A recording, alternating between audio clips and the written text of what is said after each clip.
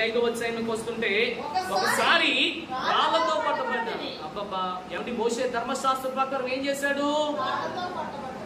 నిజంగా చెప్పంటారా? స్టెఫన్ను చంపించినటువంటి ఘనత ఎవరికి వచ్చింది? పౌలుకి వచ్చింది. రాళ్లతో కూడా చంపించాడు కదండి.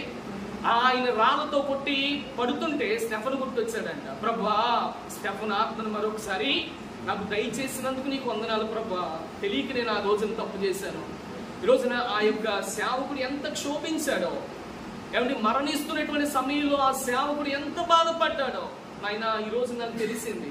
ఈ రోజున సువార్త యొక్క భారం నాకు తెలిసింది, బాధ్యత నాకు తెలిసింది నాయన అని రాళ్ళు కొడుతూ ఉంటే అక్కడి నుంచి తప్పించుకోవడం రాకుండా దేవుని కొరకు కేవలం ప్రియదేవుని బిడ్డలారు గమనించండి, భక్తుల యొక్క ఏమిటి ఉద్దేశాల ప్రకారము పౌలు మహాశయుడు అక్కడ మాత్రం ఉండిపోయాడంట.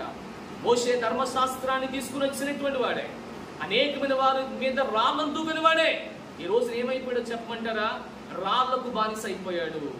ఏమండి, రాళ్లకు ఎందుకు బానిస అయ్యాడు అనే విషయాన్ని చూడగలిగితే రాళ్ల చేత బంధించబడ్డాడు. చూసారా, రాళ్ల చేత బంధించబడ్డాడు కనుక ఇక్కడ రాళ్లతో కూడా ఆయనని కొట్టినట్లు పరిశుద్ధ గ్రంథంలో మనం చూడగలుగుతున్నాం 25వ అధ్యాయంలో.